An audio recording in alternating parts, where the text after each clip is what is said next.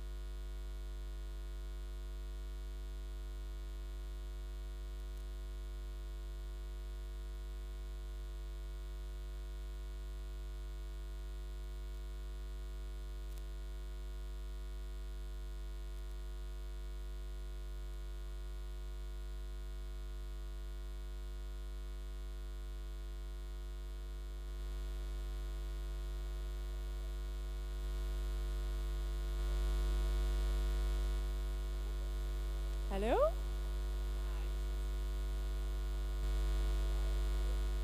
Hello, everybody. All right, thank you. Thank you guys for waiting. I know we're running a little bit late tonight, but thank you all for your patience. Welcome to the third edition of the Dutch Design Week Digital Wednesday. Some of you I've seen before, welcome back. For some of you, this might be the first time, so welcome as well. And we also have people joining in from the live stream, so hi guys, joining from wherever you are. I hope you're as excited as I am for a really inspiring evening. We have a lot of really cool speakers lined up for you tonight. So without further ado, I would like to introduce the very first speaker. His name is Daan Klaver. He's joining us from Build in Amsterdam. And he is a creative director and the founder of Build in Amsterdam. And what he does with Build and his colleagues is he tries to fight what he calls e-commerce sameness. So if you think about it, a lot of the websites that you go to buy clothing or bol.com or Amazon, they all kind of look the same, right? So if I ask you to imagine where the shopping cart icon is, it would be in the top right corner, right? So what he tries to do with his team is create as what he calls digital experience platforms where the users can interact with a brand and really interact with it in such a way that they remember it and that they still meet all the performance KPIs that the crazy marketers really like.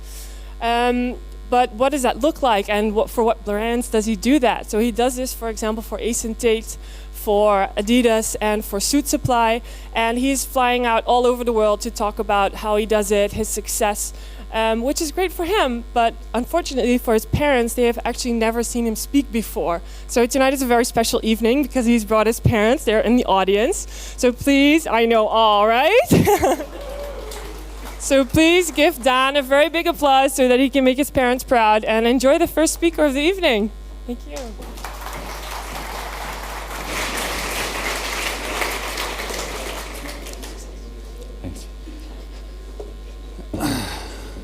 Yeah, really cool to have my mom here, but also extra nervous because of it. A lot of pressure on me today. So, yes, he already gave a bit of the introduction about us. Excited to be here today. But I'm here to wake all of us up. Because I think there's an alarming thing going on in our industry today. And I will show you what I believe it is. Let's take a look at high fashion brands. Maybe some of you saw some of these rebrandings that were going on the last 2 years. I think high fashion, a lot of those brands inspired us through the years. There should be brands that are leading the way. And like I said, should be inspiring us as designers, as creatives. So, but if you look at these iconic fashion brands, and if you look, these have all been rebranded the last 2 years. And somehow they ended it all up looking exactly the same. That's concerning. I think especially the Yves Saint Laurent logo, that's almost criminal to me, like if you see what they've done with it. But apparently it's the same thinking, what's going on for all the same brands, but leads to the same type of results. So, but then you would imagine, okay, so that's the identity, that's the logo, then probably through their e-commerce platform they would express themselves because that's the platform where they could do that. But then if we take a look at at our platforms, it's interchangeable. It's gray, white, black. Thinking is the same, navigation is the same, product shots are the same. There's no distinction going on. So, okay, that's fashion.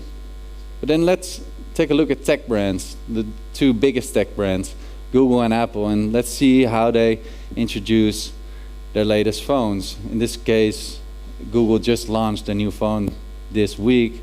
It's not in this presentation, unfortunately, so I have the Google 3A. But these are the two biggest brands. I think, like, if you think about tech, like that's also an industry that should be leading the way. That should be all about innovation.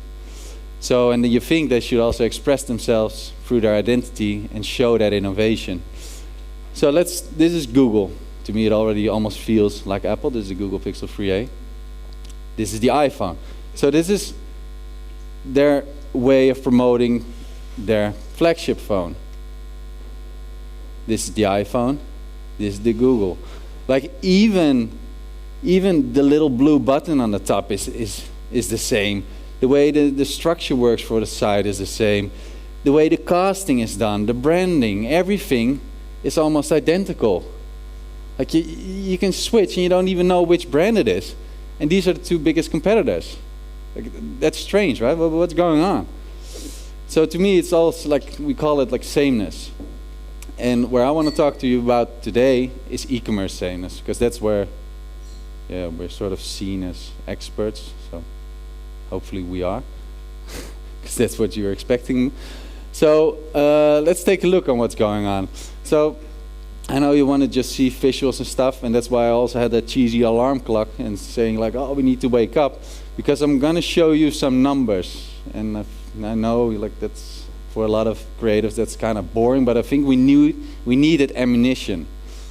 So let's take a look at the priorities of the brands today. The number one is growing revenue. Now, you might think, yeah, but that's not that weird. This is the research from the last 5 years. Second is improving the experience of the customer. So, and the last, at the very bottom, is their ability to innovate. So, and that's very concerning to me, that like, for me, like, brands should be all about innovation. Normally you start a brand because you want to do things differently and you want to show that, and now somehow it's at the very end. And so we're only asking nowadays consumers what they want. So we're so customer focused. And I think that's always a problem. But then you think, okay, hey, but if we're so customer focused, doing all that testing constantly, asking consumers what they want, then probably the customer experience ratings go up, right? So let's take a look at that. Can you see it actually? These slides are black normally, so you can see all the numbers and stuff, but it's a bit hard to see now. But like, if you take a look, almost everybody is stuck in being okay, 70%. And a lot of them are also doing poor. So 85% is doing very poor to okay. And they're also stagnating. So the last 5 years we've been optimizing the user experience, and somehow it's completely stagnated. And just 15% is doing good, and nobody is doing excellent. Now, if you ask me, like, hey, if I ask somebody, like, hey, how are you doing? And he says, I'm okay, then I know there's something seriously wrong, because I want to hear you're good or you're excellent. So that's the alarming thing to me. But then let's take a look. If we're all being all that busy with user research and experience, and let's then take a look where buying decisions are based on, because they want to make more money, right? That was the number one thing that companies want to do. So how then you make money, especially through e-commerce, by focusing on where buying decisions are based upon. So 20% buying decisions are based on logic, and 80% is based on emotion. But in my belief, we're almost only being busy with optimizing the logic, and we're not tapping into the emotions on e-commerce. So, but then you may ask, like, okay, but how do you tap into emotion? In my mind, you do that through branding, because branding is creating an emotional connection between the brand and a person. So, and I think that sort of is where it goes wrong in our industry. Because if I look at a lot of our competitors, they don't have that much clue about branding. Most of, like, in e-commerce in the beginning, like, it was IT type of company because it was something very complex, and they don't have that branding and design in their DNA. So I think that's why you also don't see that in the platforms. That's why it's being run by numbers. But also, if you look at the brand side, there it also started wrong, because again, it was something complex, so they gave it to the IT department. Then the IT department said, oh, but we have to sell stuff. So they got sales involved. And then you suddenly you've got a lot of targets in place, and that's all short-term thinking, what doesn't lead to long-term brand building. So, but let's take a look then at one great example. 5-6 years ago, the rebranding of Airbnb. It was like a beautiful combination of branding, storytelling, innovation, technology, all coming together at a platform. And they had this beautiful slogan, Airbnb, belong anywhere. And I felt as a consumer that I belonged to the platform. They established an emotional connection with me. But if I take a look now, 5 years, probably after optimizing, user testing, where they are today, if I do a Google search and land on Airbnb, this is where it went. Like if you remove that little logo, it feels like I'm still in Google. Like it's completely interchangeable. Then if I go further, it's just like it's almost looking like a wireframe. It's removed of all of the branding. It's removed even of any hint of color, of trying to establish an emotional connection with me. It's looking like a Google Maps. But then because especially with this type of service brand, I think that's a real danger, because the only thing they have is their service. They don't have a physical problem, so they need to establish the connection to me through their platform. And because I think if Google now would step in, for example, and offer the same type of services, I think they could get into trouble, because I don't feel I belong here anymore like they want me to. So, but actually, Google is already stepping in. And do you feel the difference? Because I don't. So, and I think that's where we really need to do something against altogether. So some last numbers, because if you think that differentiating the brand like maybe is the answer, then that's why I want to give you some ammunition to say it does. Like, because being different, being seen as different increases the brand value. Because look at this. Like, if your brand is being seen as different and is disruptive, your brand value goes up by 28%. If you're just being different, it also goes up by 5%, the brand value. So you don't even have to be a disruptive brand. But just by being different, it already goes up. And if you don't do it, look at that. You go down. And people will pay 20% more for brands they think are different. So we with Build in Amsterdam, because you might think, okay, like she gave a bit of introduction, but probably a lot of you maybe don't even know us. Like with Build in Amsterdam, we've been fighting e-commerce sameness from the start. We started now like 6 years ago, and we saw this already happening back then. And I think as an industry today, like we're even drifting off further, and we really need to change something together. And that's why I'm here today, and that's why I'm giving this talk, because I think as a community we need to step up and do things differently. So what I wanted to share you today is our principles, how we do things, and a bit of our work to inspire you guys, and hopefully you inspire us back so we can start changing this together. So with Build in Amsterdam, we won the e-commerce site of the year awards 2016, 2017, and 2018. And we won the Webby Award in 2019. We also won the Lovey Award in 2019, 2018, all on e-commerce. So we have sort of our company feels like we're still winning, but I feel as an industry we're losing. So let me show our principles, because I think that's also where we do things differently. Since the start, we want to be creatively driven and not financially. So in our organization, we don't have any salespeople. We don't have any people that will let us work on clients that we actually don't want to be working on. And the work we're creating, we're not like looking specifically at the hours. Like if we already finished up the hours. No, we look at if the work exceeds our expectation, because then it's only done. So I think that's a big difference in how most companies now are structured, especially with all the bigger, more consultant type of companies coming into our field. It's so financially driven. So, and since the start, we aim to be the biggest. Sorry, the other way around. We aim to be the best and not the biggest, because for us, like, the biggest can be an outcome of being the best, but it should never be a main goal. So, and with every project we take on, we want to set the industry benchmark, because we believe that our industry is so young, and we should always be striving forward and trying to push this industry forward. And that's what makes us stick, you know, that's what makes us go with a smile to our work every day.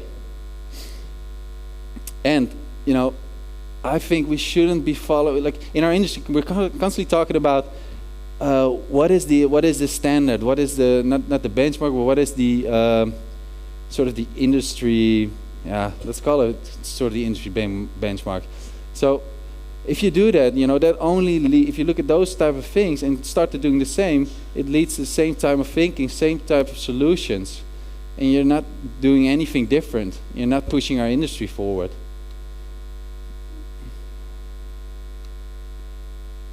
So, and we think in brands and not website. I think that's a big difference as well. So we constantly, we do this by combining strategy, branding, and e-commerce. So, and I think that's really important, because we see e-commerce, and then I'm not talking about the multi-brand stores, but especially the mono-brand stores, where we see that e-commerce should just be one experience. We call it that we're creating digital flagship stores, because if I look at the physical world, then I see that their flagship stores are awesome experiences. But when I then visit their online shop, everything is just optimized for conversion. While in the physical world, like, they're only thinking about creating a brand experience. They don't optimize every square meter for conversion. Do you think they're gonna think about, let's see, are we gonna make that register orange because maybe we're gonna sell more in the physical world? You know, that's ridiculous. You don't think that way in the real world. So why do we do that online? You know, we're ruining that whole brand experience by thinking in that way and just thinking of making more revenue on a short term. You know, see it as a whole. Like, also your e-commerce experience will also inspire consumers to go to your physical store. So don't only look at those targets of the e-commerce platform solely. You know, see it as a whole thing. So, and with us, it's also something different. UX is UI and UI is UX. So I'm not talking about UX research, because I totally believe in UX research, and we also, of course, use that, but we don't make a separation in wireframing phases. So in the wireframe phase, our UI designers are the ones that are doing that, because I believe that that's really where all of the creativity starts. That's where the basis of your concept starts. So you should never give that away. An architect would never give away his floor plan, because he understands that's the foundation of the building. So these should have never been two separate functions, in my belief, because that will never lead to very creative solutions. And own the content, because how we see it is that the content is almost like 70% of the design. So you can create great interfaces, but if the content is shit, the whole platform will be shit. So then it's a waste of your time almost, you know. So you have to control the content, and not only like the visuals, the videos, also even the copy, the text, because text writing is also such a big part of design, like how the headlines are structured, etc. And another thing that I kind of hate is the minimal viable product. Like in our book, it's the most valuable product, because you only have you can only make a first impression once. And with a minimal viable product, you actually just throw out sort of a shit website, and you're going to try to learn from it. Well, I believe that it's in all the details that make something go from good to great, and it's in the details that will make something work or fail. So let me show you just a few examples. This is a short trailer. Oh, I'm running way over time. I made a really dumb mistake that I made a change in my whole presentation yesterday evening. So I haven't rehearsed how long it is, and I'm noticing I'm going over time. So sorry for that. But this is a bit of a work.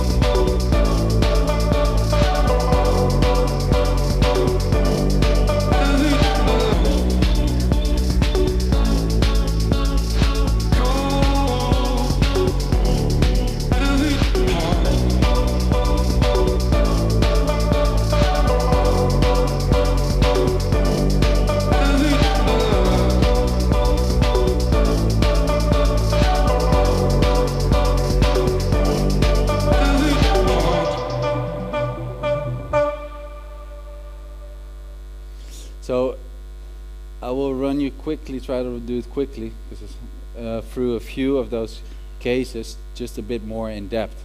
So the first one is the Frans Hals Museum. So the Frans Hals Museum sort of got married, like the old museum, like the contemporary art museum with the old heritage art museum. So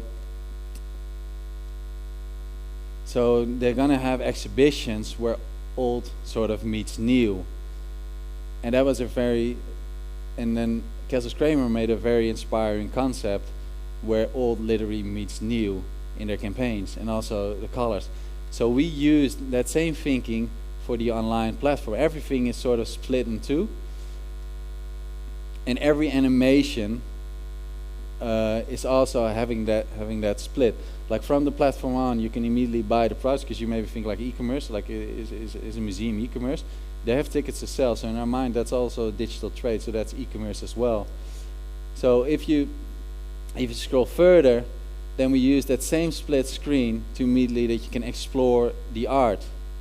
So, and you know, normally like museum websites have a lot of white in them. Like we gave the challenge to ourselves not to use white at all, just to be different.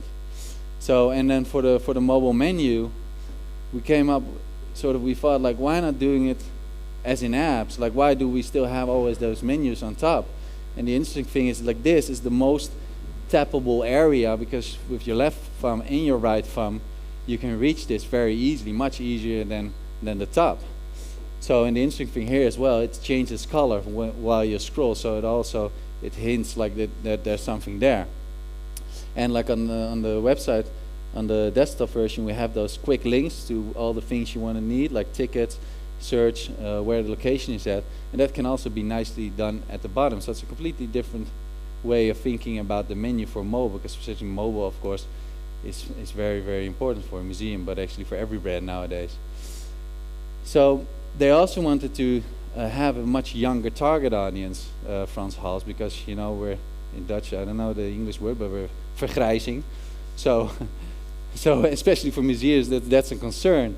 So the whole identity already feels much more playful, much more tapping into your emotion. And also the way you can explore the work is done in that way. So you can just filter, you can search on color, or you can do it on the medium. So, and then if you click on something, we use again that same split animation to explore the work. And then that's why, like, for us, it's very important that design and development is always working closely together. And then you come up with these solutions that you can, for example, tag the photo. So the client and the CMS can tag the photo and tell something about it, and then that whole page is built up automatically. So we also always think about how is it easy for the client to maintain their websites. Here the same thing. Like, they tag the photos in the CMS with the time, date, artist, and then this whole page is built automatically, this whole timeline. So, and then we also make sure, as when we deliver our sites, you know, in a few years they still look great. So when I was talking about the MVP, I'm also talking about these type of things, you know. Like, we add these type of things ourselves to our clients. We just invest in that because we want to have fun while working. So we have this little play section, also again for kids to interact with, but also for older people. So what it does here, it's like that art roulette. You can find your own little match, and you can share it, or you can send it to yourself, or whatever. And the cool thing with it is we inspired then Kessels Kramer to use it outdoor in the campaigns as well.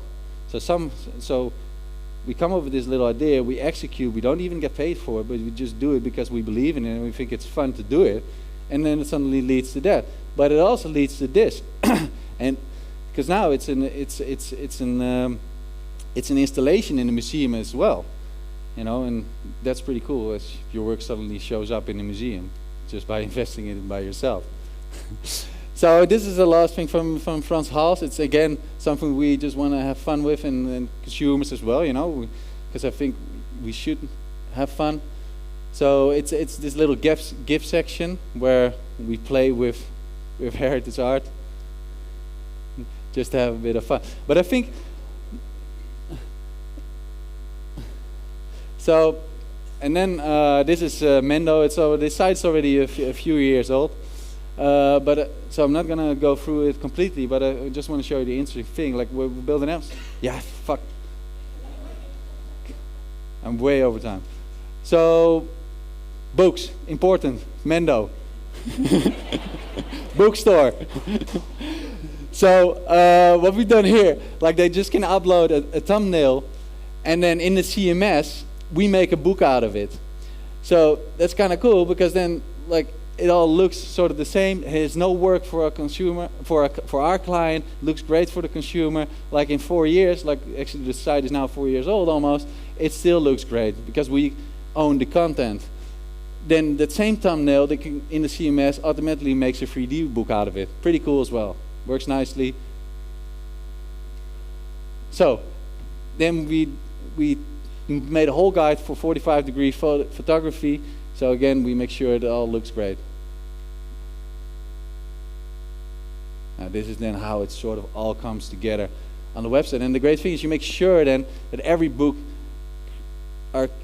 sort of have their own little world. So they all are standing apart from each other. So it makes you want to look. And then all the animations are inspired on books, blah, blah, blah. So, so then if you click on a book, we also done it completely different. Like we don't show the same photo, the little photo is here. We show more inspiring type of photography because you want to almost have this multi-sensory experience. Like you want to touch the book, you want to feel the book, like just like in store. But the buying button is not like here. It's in the middle. And the great thing with that, if you scroll, it scrolls a bit slower than the rest. So it's longer in your screen, so it makes you want to click. So, and then we have this beautiful page per book. It's really cool, and you can constantly buy it if the calls to action. I'm gonna skip it. Sorry for that. And then how big is this? Because all the books are the same size on the overview. And then we compare it. You can compare it with a pizza or an apple or whatever you want. Handy and a bit of fun. I don't have time for that. I'm gonna skip it. Huh? I'm just gonna do a bit of Studio Job, otherwise. Sorry, I wanted really because Asian Tate is really cool. Like it's not even live yet, and I wanted to show our newest thinking. Yeah, hope like again to inspire you guys. And yeah, can't show it anymore. So this is but you can choose. Who wants to see Frans Hals or Studio Job, or who wants to see Asian Tate? Like who wants to see Asian Tate? Who wants to see Studio Job?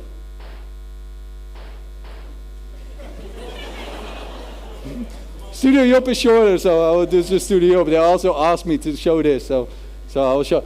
Yeah, you've already seen it now, actually. So there's no music, guys. No sound.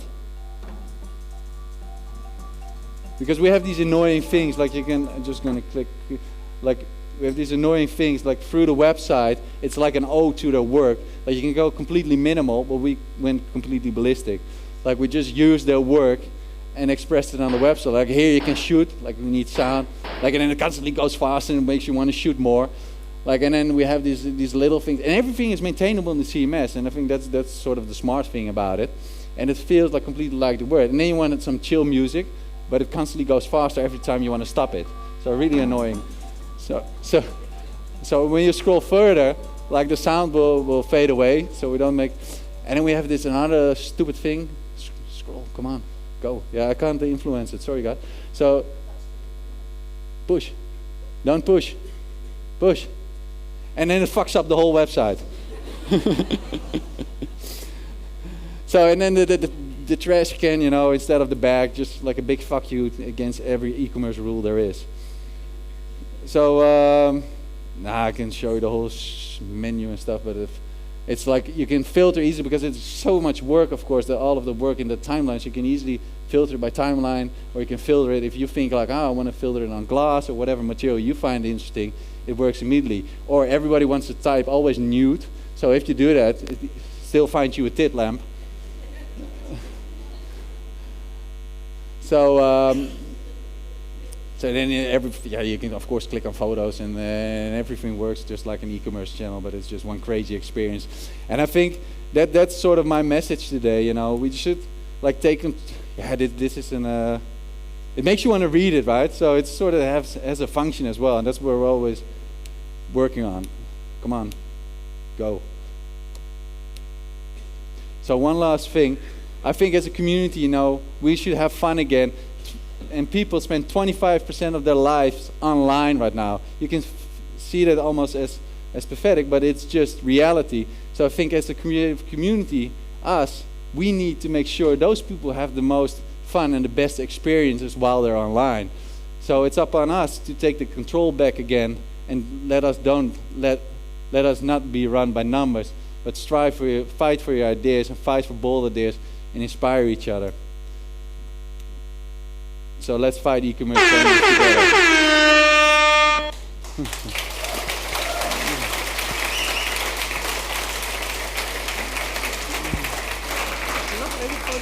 Oh, shit. Thank you, Dan. I feel really bad for kicking you off the stage. I can tell you really wanted to finish your story. For the Dutch people, you may know the filmpje Mand. That's kind of my, I was thinking inside, okay, Mand. But does anyone have a question for Dan? I will throw you this funny little thing. You can talk into it like a microphone, and then he can answer. If there are no questions, we'll move on. Okay, here you go.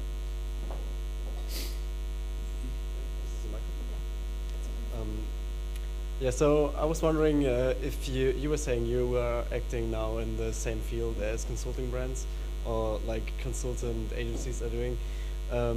Do you work actively with the brand on the branding when you do these crazy web shops? Or yeah, no, definitely. That's why I say we combine strategy, branding, and e-commerce.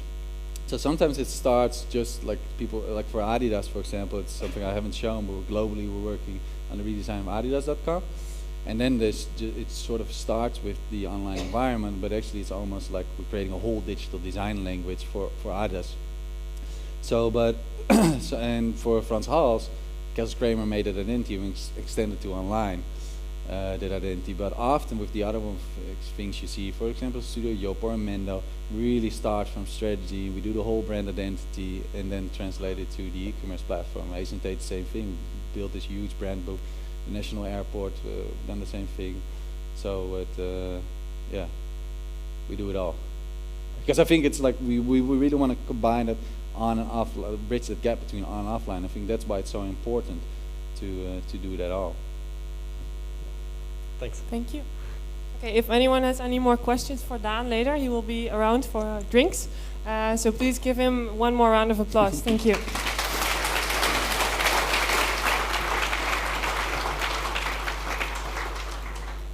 All right, then it's time for me to introduce the second speaker of the evening. His name is Frank Vogt, and he is an artist, a creative director, painter, anything you want to call him, he's been, or he still is, as he likes to say.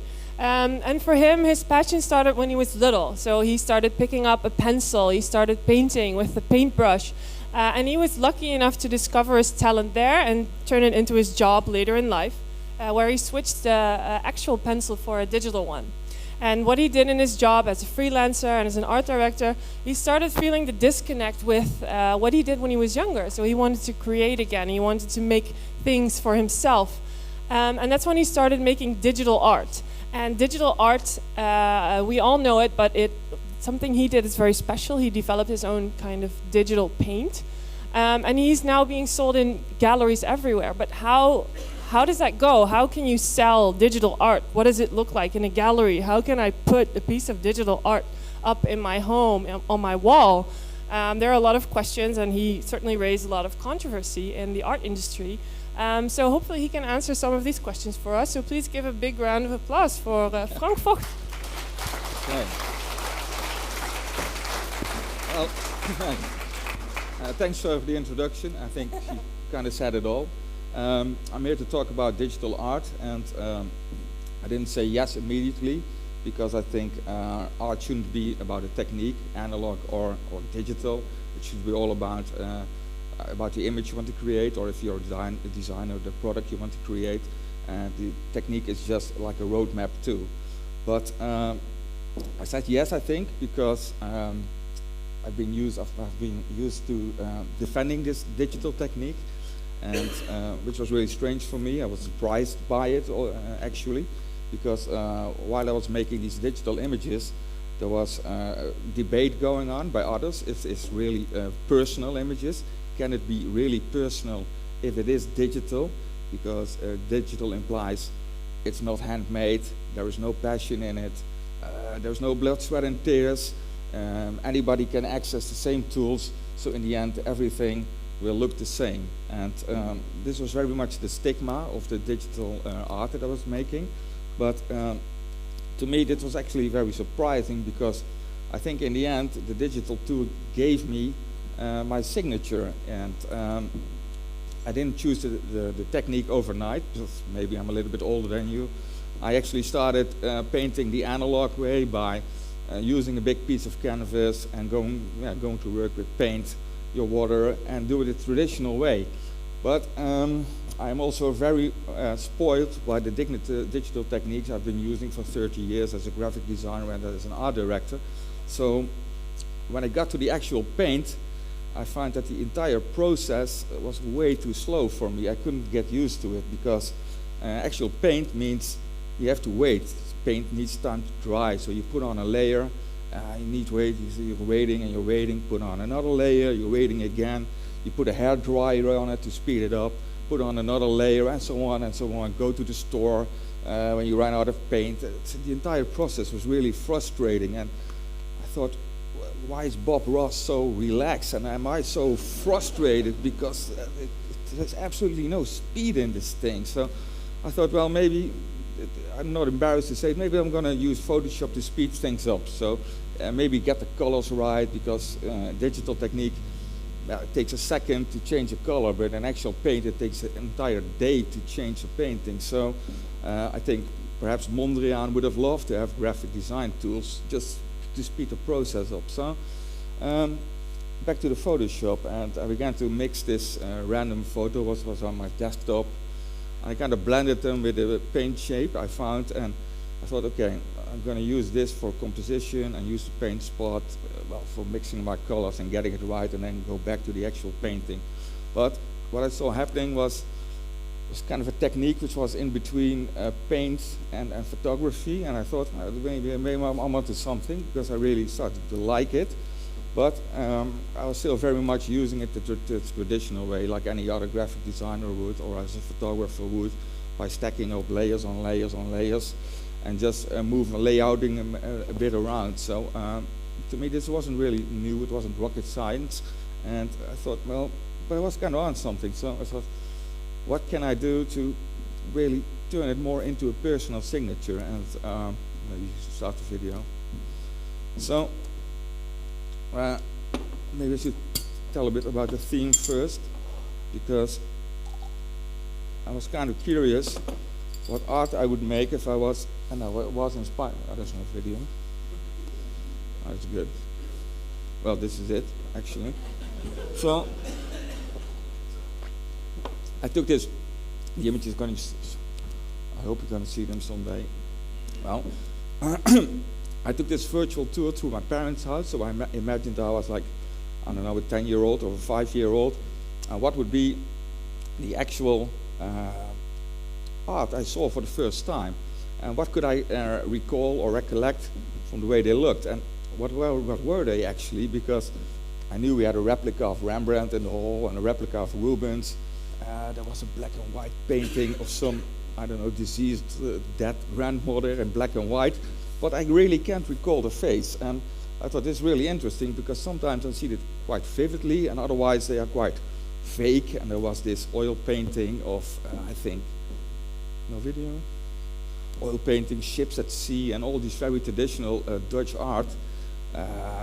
I collected soccer cards. There was Polaroid pictures of my family at a holiday. Well, these were my themes. I tried to, they're like fragmented pieces of memory, and I think they are much more interesting than realism. So, is there actually something moving?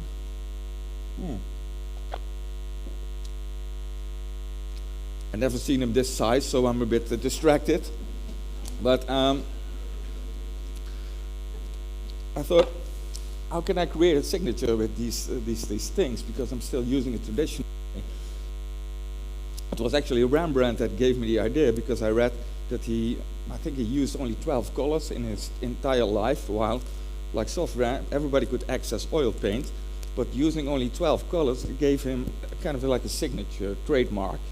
So I thought I need my own paint. I needed somehow put my own signature in these images. So what I did, I kind of took black paint, and I made like an emotional ink by creating aggressive paint, mellow paint with soft, moody, transparent, complex.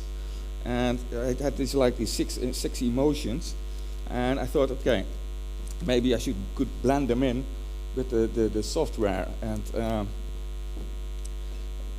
to be honest, I was kind of curious if it would work actually. And the first time I tried it, I thought my system crashed, because I opened this photo which I thought I liked, and I smeared some, just like any painter, I made some moves over the image, and actually there wasn't anything happening. I thought, what a waste of time. So I tried it again and again and again, and nothing happened. So I thought, okay, abandon ship and start doing something else. But after I think maybe 20 seconds, I saw these pixels moving around on the screen, and well, I thought, hey, what's this? So they actually began to drip.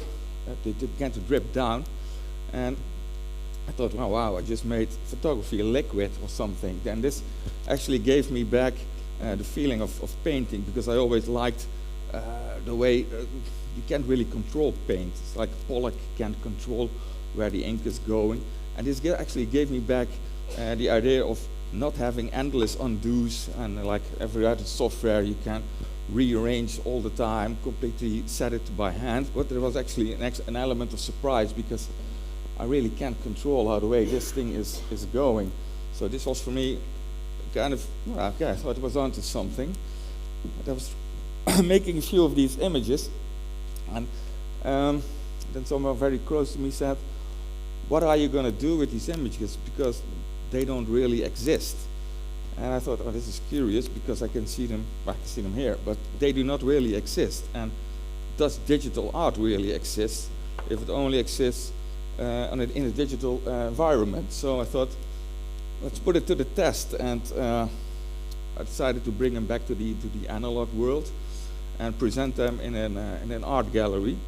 So I found this a bit off the grid art gallery, young artists, experimental artists, but no one mentioned the word digital. They didn't care. They just thought it was maybe controversial. There's this guy vandalizing the old masters, or deconstructing somebody's face.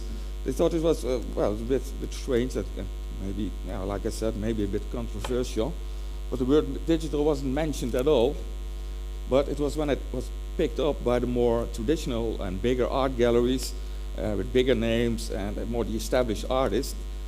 It wasn't really the image that was controversial. It was actually the digital technique that was kind of controversial, because in the traditional art, it's all about you can be as creative as you want, but you have to use oil paint. And you can be a great sculptor, but please use bronze and don't use a 3D printer, because it isn't there yet. And I think this was really, really odd, because I think in art, even more than design, it should all be about embracing new techniques. But I didn't really experience it in the art world, to be honest. And not by art critics who love, I think, new techniques, and not by journalists or reporters, but actually by I think my fellow artists who were a bit hesitated. They were hesitating: is this really art? Because I didn't actually handmade it, and I think this is still something I encounter when I'm on a big art fair or at an exhibition. This is still very much an issue. And I think this is really odd, because in a few weeks' time it will be Glow, and everybody will be staring at these digital projections, and we'll all be gazing at and gaping at them, and everybody feels great, and they love them. But why is it still be called, at least this art, why is digital art still like a special species? And I think when you look around, all the chairs you're sitting on, they were, I think, one day designed using software, all our film, all our music, photography. I think everything is digital, but why do we still actually call it digital art still? So maybe, and it's a good question, should we just call it, I don't know, just Wednesday this day? I tried to make up for the speed that Dan had. I said, yeah, I still have 10 minutes and I'm through. So.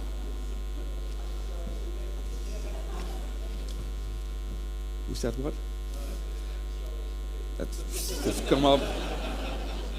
Please do.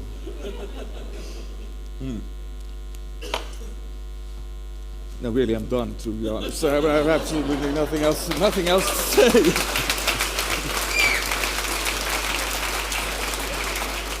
Was enigszins goed? Thank you. Well, at least you gave us back some time that we that's lost. what I said. So that's very nice on this regular Wednesday. Yes, regular Wednesday. So does anyone have a question for Frank? It can be a digital question. Yeah.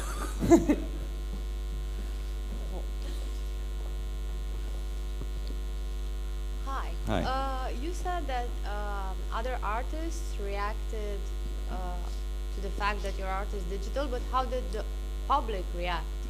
This is a good question, because the public isn't quite often not aware of the fact that it is digital, because I had some really strange questions, like people thought it is, they think I pour acid on a photo, so it kind of mixes, or because I said, do you put it on fire and then overpaint it, or do you take a photo, cut it up, take a picture, paint over it again and again, and repeat this process? So I can't say that they really know it's digital.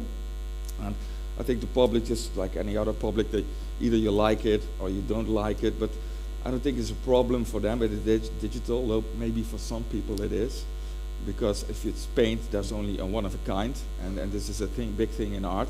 If it's one of a kind, the prices of an actual painting are still much higher than the prices of photography, for instance, because it's in an edition and you can replicate or duplicate multiple images. But I never had a bad experience by someone who said, "Oh, it's digital. Please take it back." I didn't know, so please take it back. No, never.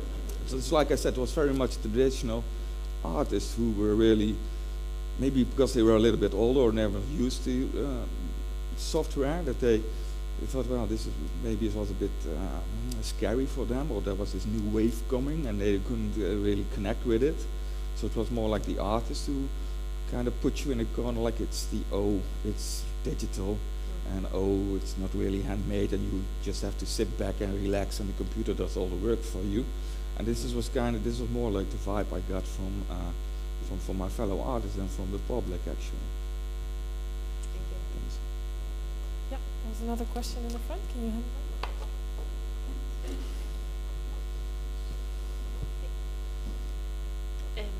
I was wondering, like the art institutions in which you have made exhibitions, were you printing your images or were you showing them on? Yeah, this is a good one, because Did everybody hear the question? Yeah, okay, I got the box. She asked if in the art exhibitions where he sells his art, if he actually physically hands out or hangs up his art, or if it's projected on a screen or on somewhere else. Yeah, this is a good question, and maybe because I speeded up my my presentation, because I'm nervous. When I'm nervous, I talk a lot and I talk too fast. But I was wondering when I said that someone said they don't really exist because they were just really there in a digital world, of a digital setting. And this is, I think, is very much. It's an interesting question, because should you take digital art out of its digital environment, and does it really exist in the real world if it's only on a screen? Because I see them now in a big. So I could also, and I said it earlier during lunch, I could never really create them physically, but if I just would have projection, I could have, I don't know, 20 paintings moving in 20 seconds and have 20 artworks. So it could be an evolving step. But for me, it was also, I was quite curious because there is this, still this process of the images you see are very much RGB, the colors are very bright. So it also was quite of a challenge to really recreate these colors in the actual physical world. But maybe in the end, or maybe in 10 years' time, or 5 years' time, 2 years' times, I don't know, maybe it shouldn't really even be physical at all. It should be just printed or projected. And like I said in the beginning, to me it's not about the technique, but it's very much about the image that you're trying to create. So in the end, if it's projected or presented as a photo, to me doesn't really make a difference. But how will I do it in the future? I don't know. If there are no more questions, yes, the one in the back. You can throw the box; it won't break. Yeah, my question is, how do you deal with the question of the original then? Like the original, is it still important, or is it just you say, oh, I don't care, I just replicate how much I want, and or how you make then the art worth something? Because I think it's really the question less about how it's made for me, than that everyone thinks just like it's not the original. Yes, of course. This is a really big question, and that's why maybe I thought about some controversy, because I literally steal other people's original art, and can it really be done? And well, in short, the answer is yes, I can, and I will.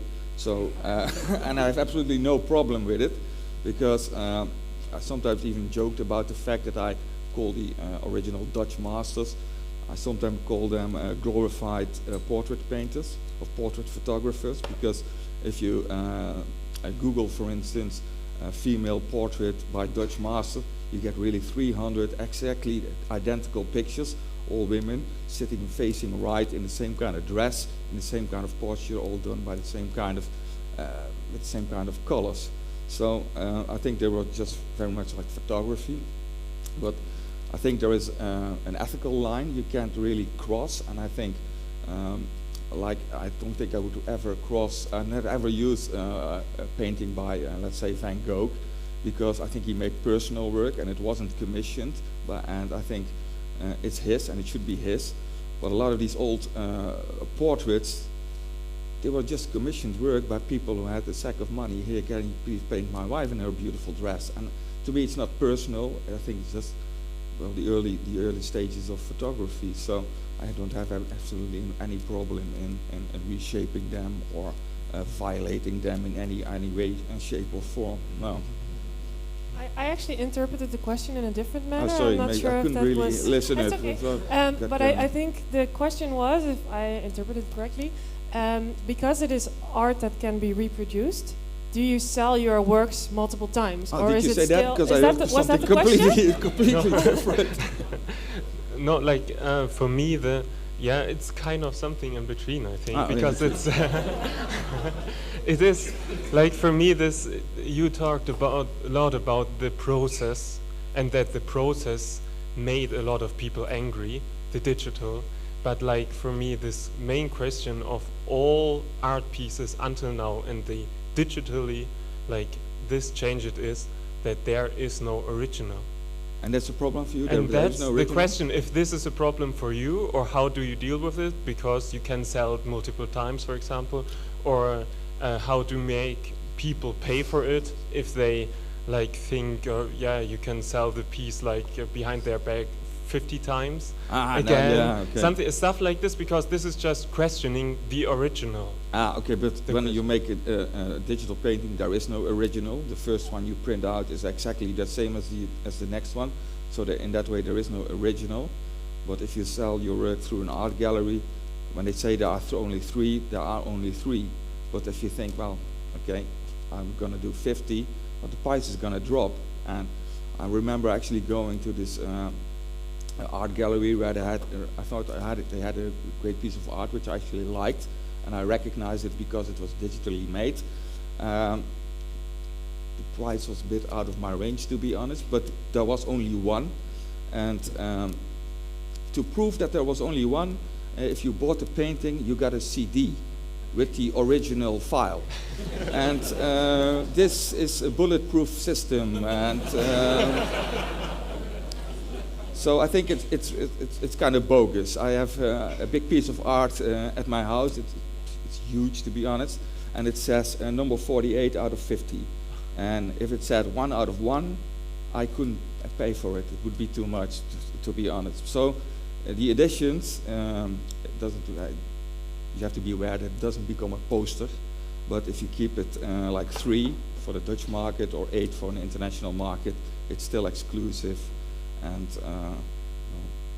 that's it. Maybe it's the answer I'm still not sure. All right, I think we have to go on to the next speaker, but please one more round of applause Ah, yeah. for Franco.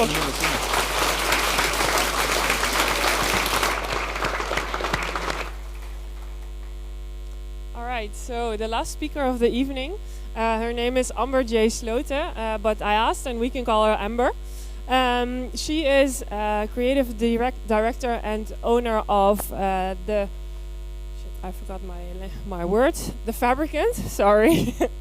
And what she does is she was one of the first in the world actually to finish her degree with a digital fashion line. And the thing she did was extremely controversial back then because she studied at the Amsterdam Fashion Institute, and they really want to make you, at the end of your study, they want you to make a physical collection. So they want to see models running up and down the runway, wearing the clothes that you designed. And for Amber, this really felt like a kind of friction because she knew, I don't know, she knew that the fashion industry is one of the most polluting industries in the world. And even though she really loved making fashion, she didn't want to be a part of this polluting industry. So her idea was to make digital fashion. But then the next question arises, how can you wear digital fashion? Or how does it look on me? How can I wear it? Can I put it in my closet? Where can I sell it? How can I buy it? And her passion and her vision is that she wants to create a future with her art and her fashion designs where the only waste is data. So Amber, I hope you can answer some of the questions that we have about digital fashion. So please give it up for the last speaker.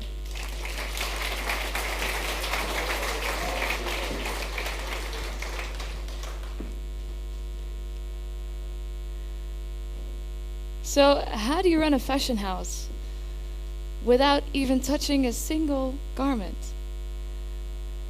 How do you make one of the most polluting industries in the world into one of the most sustainable? My name is Amber J. Sloten, and I'm creative director of the first digital fashion house.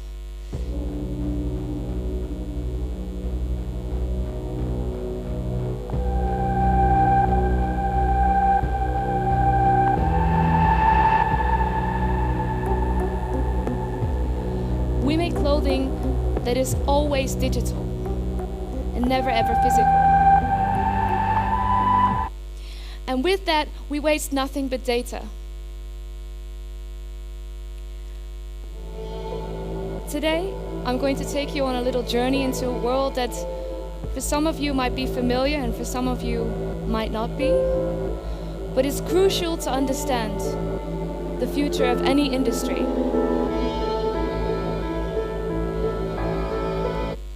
Oh, oops. Perfect. All right. I just would like to start with a question. Who of you here has an Instagram account? Can I see some hands? Yeah, who has 2 Instagram accounts? Who has 3 Instagram accounts? Oh, that's still quite a few. That's nice. Who has 4 Instagram accounts? Yeah? 5? Yeah, there's still one person with 5. That's great. Okay, great. Yeah, you know, if this entire room would be filled with teens, the average account per person would be 5. Yeah, so they have one for their parents, one for their friends, and like 3 to experiment with who they are in this digital space. And since last year, actually, all of these things started coming up. Like we had, for instance, digital influencers. I don't know if you know. Who knows this girl? See some hands? Yeah, this is little Michaela. She has 1.4 million followers on Instagram, but she doesn't exist. She's completely CGI. Now, there was another digital supermodel. This model is called Shudugram, and she travels around the world for all kinds of shoots without ever leaving the room of her creator. This creator is a guy who's just turned about, I think he's under 30, and he just creates this in his room. So last year there was this whole culture going with digital influencers, and the youth is already very familiar with that. If you see games like Fortnite, for instance, this game is for free. You can download it for free. Who knows Fortnite? See some hands? Yeah, almost everyone, that's great. So it's extremely popular. And the youth nowadays, is very familiar with buying digital items there. This game is for free, and it makes per year about $2.4 billion in in-game revenue. Let me say that again. $2.4 billion in products that have never existed in real life. And for the youth, this is really normal. They don't ask their parents anymore for money to go get a jacket in the city and, go along with their parents, go shopping. No, they want money for their outfits in Fortnite. They want to look the coolest in the night before school, not the day of school itself. So this youth is very much familiar with identity, with this message. Now, I am still from a generation before that. I'm a millennial. I'm in between two generations. So I actually grew up with a physical world, but I started getting familiar with a digital world. And the most amazing thing was that as a girl, I used to love wearing dresses because, I just loved the way they flowed around my body, and I wouldn't leave the house without a dress. It was part of my identity. It was just part of me. And I think every single one of you today made a choice about what they're wearing. And even though it's a choice I don't give a fuck, it's still a choice, right? It's something that you pick. And this is part of your identity. So your clothes are basically a language without speaking. It's a message. And this message is something that brought me to fashion. I loved it. I loved the fact that you were able to communicate in that way. And I started studying fashion because I loved the way that I could speak that language. But the message that fashion was telling was horrifying. Rivers in China are literally turning the color of the next fashion season. Perfectly new, unworn clothes that are just created and have an overstock brands, they just burn them. Perfectly new clothes. A lot of big brands came into the news with the fact that they just cannot get rid of the clothes that they cannot sell. And all of the clothes that are in the shops right now, if they don't sell, they will either get burned or they will be sent to a third world country. Even the clothes that you put in the bin, that they just, it's even oven mittens or just these old textile waste. It is being sold to Ghana, for instance. Linda Falkemon, who made this picture, she actually is a researcher, and she went to Ghana and she saw this. The fact is that we ship about every single piece of our textile waste we ship to Ghana, and there is 20% being resold on the market, and about 80% ends up like this. And as a young fashion designer, I felt this incredible responsibility. I thought, I cannot continue this way. What am I doing in this madness? I felt so obsolete.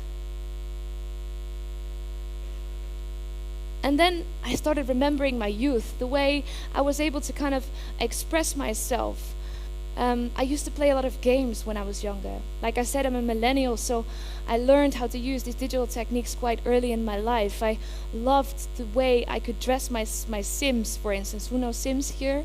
See some hands? Yeah, great. So I used to love that. The fact that I could shift identities between different characters. I could dress myself endlessly, and I didn't need a big closet for that. I could even get like green skin if I wanted. It was amazing. So I started remembering that, and with a couple of great coincidences, I started specializing in this kind of digital fashion thing. It was a minor at my school, and I thought, hey, this could be quite interesting. But they used the software, which is like a fossil. It looked like it was from 2007, and it was 2014 back then. I was like, there needs to be something else. So I started specializing, researching. I came to a software that I really enjoyed. And then I came back to my school with the idea like, hey, I want to graduate with a digital collection. And all my teachers looked at me like, she cray. Like, seriously, they told me to get your head out of those VR glasses, Amber, it's never gonna work. You know, fashion is physical, you need to touch it, you need to feel it, it's never gonna work. But I thought our digital identity is almost more important than our real life one. So why is fashion still so physical? Yet here I stand, being able to graduate without touching any physical outfits, and even being able to show the graduate collection on Amsterdam Fashion Week back in 2016. So from this entire journey, like, I met the right people. I met my co-founder, Carrie Murphy, who is from a visual effects background and does everything with 3D. And he believed in the vision, like, hey, you know, why don't we do this together? And last year in June, we launched our first digital collection. On 3 different places in the same week. We didn't need any models. We didn't need any photographers. We didn't even need to get a guest list.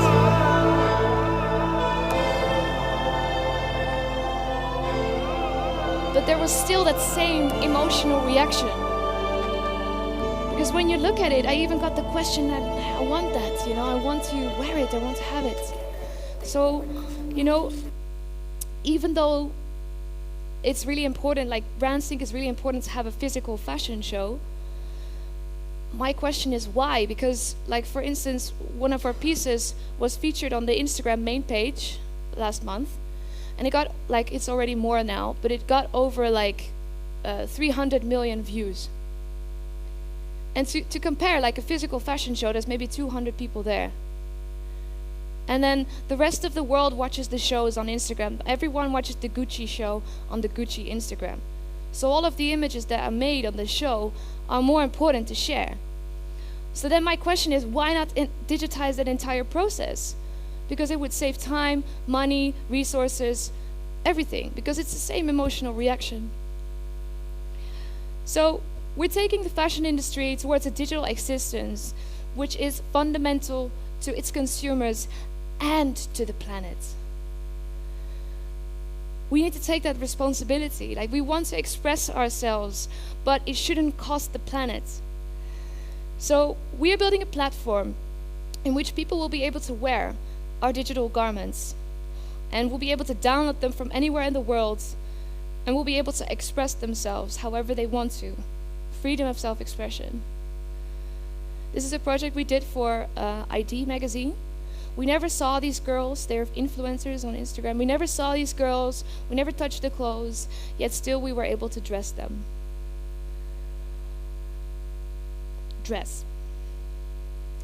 So we even release all of our files, like right now, the first iteration is we release all of our files online. So all of the outfits of the Deep collection we released last year, you're able to download on our website and look into the files and see, hey, what can I do with it? A lot of fashion brands actually use this to educate whatever they do. And they get a lot out of it. And we work every month together with a new freelancer who kind of reimagines our outfit. And the most amazing thing is that we can work with materials that don't exist in real life. There's no gravity, there's no limitations.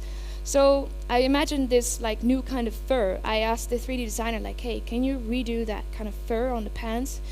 And this is made of internet cables and like all crazy materials. So these things are like a new form of expression, which I love so much. Because as Dan was saying, you know, fashion is becoming so much the same. So how are we going to differentiate into the future? You know, these beauty ideals that we talk about, like they are so the same. Everyone looks like Kim Kardashian nowadays. But in our world, you can have purple skin and red eyes and not thick lips and, you know, nice cheeks. It can be different. Something that cannot be done in real life. Cannot be done with plastic surgery. Or maybe you should tattoo your whole head. I haven't thought about it. Yeah, so our intriguing 3D fashion narratives exist beyond the realm of the endless possible, as we say. And we also want to help the industry go forward, right? Because they can see us as this, oh, nice, high-flying digital fashion house. What do we do with it? But we want to actually help the industry to go into this digital direction. For a big retailer in Hong Kong, we created a digital collection for their 30-year anniversary pop-up store. They asked us to animate all of the clothes for the brand. And this is like a lot of brands, Off-White, Julius, MSGM, Marcus Almeida. A lot of different brands are in this campaign. We never talked to the brands. We never needed any models. We were just in our studio in Amsterdam creating these kind of visuals. And with just the tech packs of the clothes, which is just a technical file they would send to the factories normally, we were able to create this.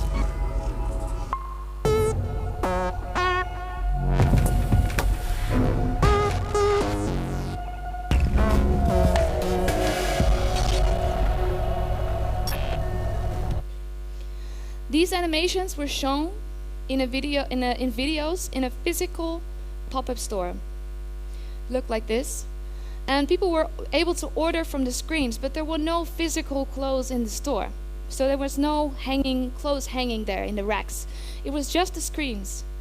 And it was to try out if people still actually need to touch clothing before they buy it, because that's how normal commerce works in the shopping streets. And what they actually saw was that the pop-up store didn't even make it to all of the locations because the collection was sold out that fast. Another thing we did was for a denim brand. They actually have a circular denim fabric. And the nice thing about it is that, yeah, we actually really engaged with the brand because we thought it was really great that they do a circular denim fabric, because denim is actually extremely polluting. So this is something that we agreed with, and then we visualized this garment for them. And actually the funny thing was that our garment looked better than the real one, which was kind of a problem. So we run into a lot of things, but we can decide everything, right? We can decide the lighting, the backgrounds, we can put lights inside, and even no models. And the nice thing about this is that some people even said, hey, I love looking at this because there is no reference for who is wearing it, so I can see myself in it better. So we use the highest resolution screens and not scissors and cutting tables. The term haute couture is protected by law. There is only like a small group of brands that are actually inside this couture circle. And the thing is, this gets decided by a very small committee. And if you're inside the group, you have to have like a lot of rules that you have to go by, and you have to make this and that and craftsmanship and make it personal for the people. And the thing is, these rules were set up in the 19th century. But what if you make clothes that exist outside of ideas of the 19th century? Like what does that look like? How does a fashion house operate in the 21st century? So we came up with the term thought couture. Because our couture exists beyond the physical, just like a thought. And we want to raise the awareness of people to start thinking differently about the way we wear clothes. This is a project we did together with Dapper Labs, who is a blockchain company. Who knows blockchain? Who knows how really blockchain? Who knows how it works? Yeah, that's not another few. Yeah. So what it means is basically you have ownership over a digital item, and I thought it was very interesting the question from the previous presentation about the ownership of digital items. We were able to create an ownership over a digital garment. So this is what it looked like, the digital garment. And it was put on the blockchain. It had a unique code. So it was only visible for that person. It was only that item for that person. And this is our model. This is Johanna Jaskowska. Who knows Johanna Jaskowska? Are there so many? No, she's an influencer who created a Beauty 3000 face mask on Instagram. She was one of the first to do the Instagram face masks. She was like a pioneer in that, together with a very small group of people. She decided to wear our garment on the rooftop in New York. This is actually a suit from my graduation, really funny. And you know, maybe 20 people saw her walking that day. But millions of people saw her wearing the garment online. So I'm asking you, like, what's the difference? The garment got sold on an auction. It was auctioned to the new owner in May last year for $9,500. Because it was unique and because it was the first of its kind. It got world press. So the new owner of this garment sent us a picture and we were able to dress her again in the digital item. We never saw her, we never talked to her. She just sent us the visuals and we were able to dress her, and she was able to wear this again on her social channels, so on her Facebook. So I guess what I want to say here is that digital-only products have a place to exist in the future. And I would love to ask you, all of you, think about what product in your life could actually be digital right now. And how can we push more for this digitization? Because it is fundamental to the future of this planet. We cannot continue like this. And to continue the way we do now is like much crazier than anybody ever called me in school.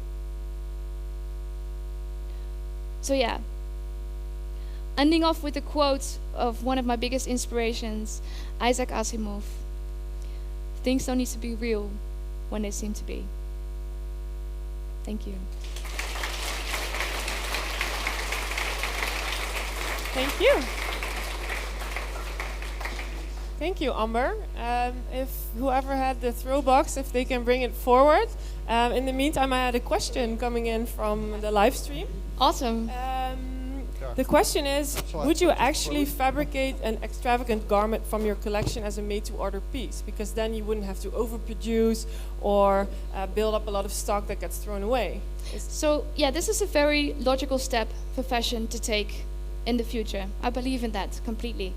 But we as a fashion house said as a statement that we will not create any more physical products because we think there's enough clothes in this world. Honestly, I was just talking over dinner that for the next 50 years, there's enough clothes to dress everyone. So I mean, the reason why we're buying new stuff is more because of an emotional need. So then it's quite interesting to see, hey, can we actually express ourselves emotionally via digital channels? So we really believe in the power of this 3D product. So we do not want to create any more physical clothes. And all of our items also exist with materials that cannot really exist in real life. So we want to push that boundary. Is the throw box somewhere? Can someone bring it forward? Yeah. You have a question up here, if you can throw it to her. Thank you. Yeah, I was wondering, as this media allows you, do you think you will go like further from clothes, but maybe from like a bit like the face masks on Instagram, but like something which might look like prosthesis, or which might change the color of the skin, or get like really outside of this idea of physical fabric, which is like, even it's a bit further from clothing, but it still looks like clothing? Yeah, I think for me that is where the biggest inspiration lies. So these are materials that we haven't used yet. because fashion has been reinterpreting the same thing, and it's the whole time, oh yeah, then it's the 70s trend, and then it's the 90s trend, and then it's like the 2000s trend, and we're like constantly recycling things that have already been done, and it's very hard to see something new. So for me, I vouch for this new creative flow, the fact that we can use these materials, and maybe I want to create a jacket with a waterfall on the back, or maybe I want to create a jacket that grows with me, or whatever. There's a whole new way to express yourself with these crazy materials that no one has ever used before, because it's like an unexplored territory, literally. Yeah. Thanks. Well, I know that these techniques of creating 3D are really challenging, and especially if you want to make something look really realistic. How does the process in 3D like inform your process as a designer? Because I can imagine it is super different from creating clothes in real life. Yeah, it's completely different. So I used to, you know, how traditional clothes are made is like you have a pattern, you cut it out of the fabric, then you sew it together, and then you see what it looks like. But to me, this process was so slow.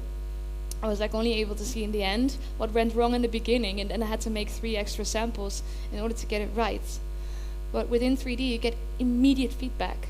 So you're able to kind of sculpt like what I do, I sculpt my way around the body, and I create like these shapes that I think are beautiful. And I save 100 versions, and if I cut somewhere, for instance, it's not physical cut. Like in real life, you cannot really go back, you have to sew it again. But in there, you just click Ctrl-Z. Like, it's that easy. So to have like this endless library of materials and colors and fabric, for me that was really an outcome as a designer, and I honestly don't get why designers are still so stuck to the physical world, because in this crazy digital world you have so much opportunity and like so much more creative freedom. Yeah.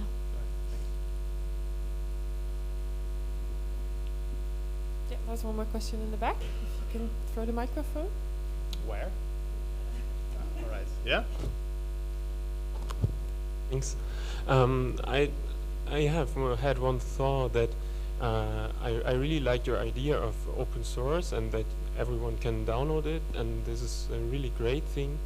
And also but thinking about this sustainability and like the natural aspect of throwing away all these clothes, what you mentioned, is also important for me to think about that digitality is not like it also produces a lot of carbon dioxide. Like it's not that it's not physical, because you need all the servers to run and you need to feed the servers with energy, and this is not just nothing, it really produces a lot, and every file which is uploaded and downloaded.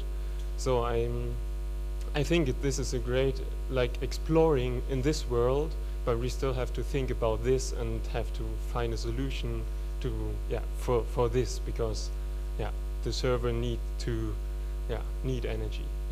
Yeah, totally agree. And we've already been thinking about this. For me, the first step is to change this sick system that is called fashion. And then we can see, okay, what can we do to actually, we, for instance, use green energy, whatever, anything that we can get our hands on that makes our process less impactful. First step is just stopping the chaos. And then we can think further. But I think if the whole world would already wear more digital clothes than physical ones, we would already save so much. Yeah, it would be much better. I don't know if that really answers. Good. Thank you. I think that's the last question for today. Amber will also be around for some drinks. If you have any other burning questions, you can ask her. If you want to see more of her work, she is nominated for Dutch Design Award. It's on exposition in the Fame building on Strijp S. So please go and check it out and give one more hand of applause to Amber.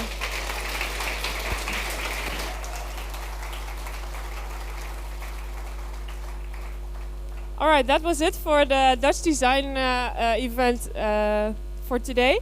You can go over there and have some drinks. I would like to thank all of the sponsors and the volunteers. We are actually looking for more other sponsors or volunteers so that we can keep Digital Wednesday for free. So if you're interested, please sign up. And otherwise, thank you and see you at the drinks.